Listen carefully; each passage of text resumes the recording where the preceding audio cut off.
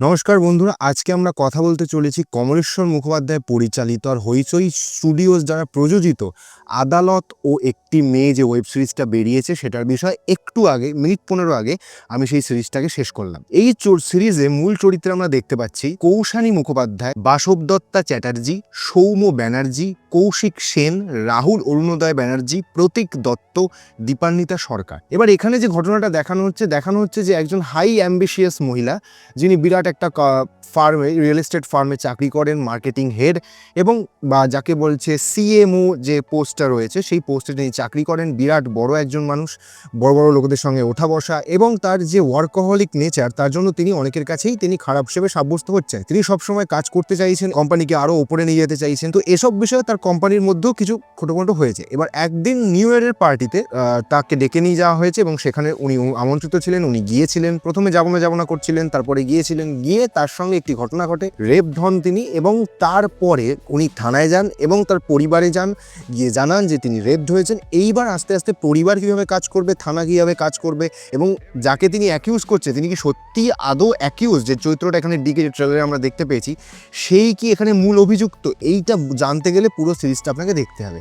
এবার যদি আসি সিরিজের কথায়, সিরিজটা বেশ ভালো একটা সিরিজ। মানে আমার মোটামুটি সত্যি কথা বলতে কমলেশ্বর মুখোপাধ্যায় যেভাবে আগেরবার ফেলুদা করতে গিয়ে ভীষণভাবে ছড়িয়েছিলেন, এবারে ততটাই ভালো কাজ তিনি করেছেন।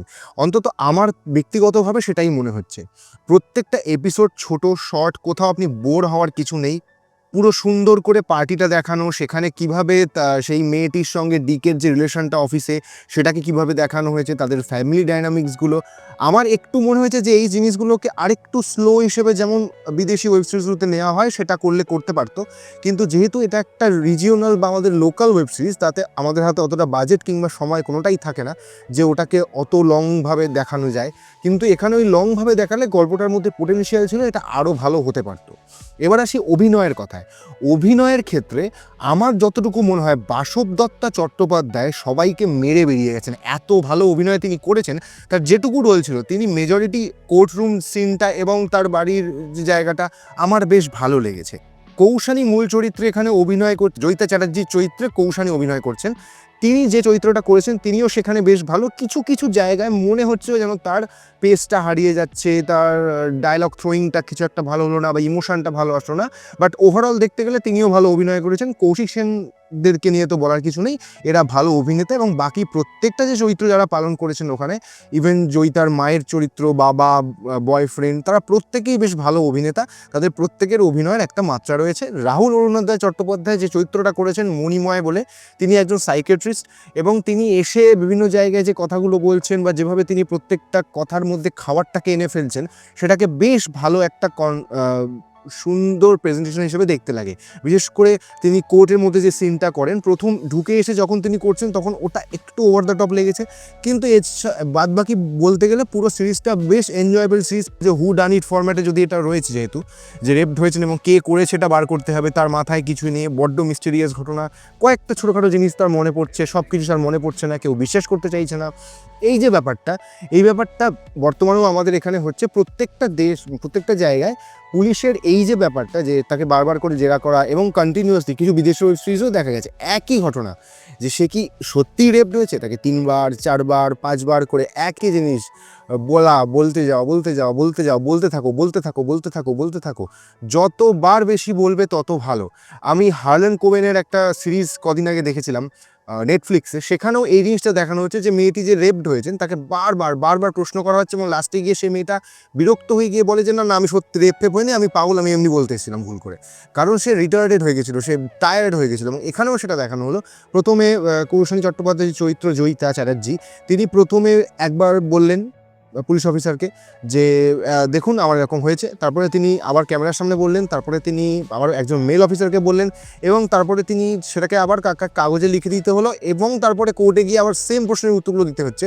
ফলত এটা একটা বেশ টায়ার্ডাস জিনিসটা হয়ে যায়, প্রচণ্ড কষ্টের বিষয়টা। এটা ভাবলেও খারাপ লাগে, কিন্তু কিছু করার নেই, আমাদের যেরকম সিস্টেম সেভাবেই চলবে। এবার এখানে সেটাকে যথেষ্ট ভালোভাবে দেখানো হয়েছে। পার্টি থেকে শুরু করে প্রত্যেকটা জায়গায় যে কালারের ব্যবহারটা, যে আলোর একটা ব্যাপার আছে। এছাড়াও মিউজিককে খুব সুন্দর করে এখানে ব্যবহার করা হয়েছে। বেটোফেনের একটা মিউজিক আপনারা যখন সিরিজটা দেখতে পাবেন, ট্রেলারেও সেটা বাজছে এবং তারপরেও আপনারা দেখতে পাবেন ওটা একটা ভীষণ সিগনিফিক্যান্ট জিনিস।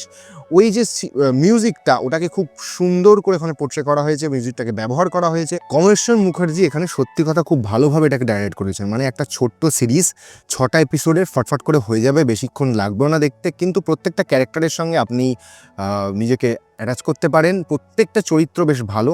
সেখানে যে বয়ফ্রেন্ড, তার সঙ্গে কৌশানীর সম্পর্ক, কিংবা তার বাবা মায়ের সঙ্গে কীভাবে একটা মেয়ে যখন তার সঙ্গে এই ঘটনাটা ঘটে যায়, তার পোশাক এবং তার জীবনযাত্রাকে কীভাবে অ্যাকিউজ করা হয় আমাদের সমাজে, সেটাকেও এখানে বেশ ভালো করে দেখানো হয়েছে। সেখানে দেখানো হচ্ছে যে প্রথম ঘটনাটা ঘটে যাওয়ার পরে তার বাবা, তার দাদা, বিশেষ করে দাদা, বয়ফ্রেন্ড, যে পুরুষ সমাজ এবং তার সঙ্গে তার মা কীভাবে তাকে ব্লেম করছে যে সে কেন রাত্রিরে বাইরে গেছিলো বা বাইরে চাকরি করতে গেছিলো। এটা একটা আননেসেসারি জিনিসপত্র, দেখলে আপনার রাগ হবে এই জায়গাটায়, যে কেন একটা মেয়েকে এরমভাবে করা হচ্ছে। এবং সত্যি কথা বলতে বেশ ভালো একটা যুগ উপযোগী ওয়েব সিরিজ। আমি প্রথমে যখন ট্রেলার রিভিউ করেছিলাম তখনও আমি এই কথাটা বলেছিলাম যে একটা বেশ ভালো যুগ উপযোগী একটা ওয়েব সিরিজ। এটা যথেষ্ট ভালোভাবে এটাকে এডিট করা হয়েছে, যথেষ্ট ভালো কালার গ্রেডিং, শুটিংও ভালো হয়েছে। প্রত্যেকটা সিন আপনার ভালো লাগবে দেখতে। আমার যতটুকু মনে হয় যেটা খুব সুন্দর একটা web series, one time watch হিসেবে আপনি বারবার দেখতে পারেন।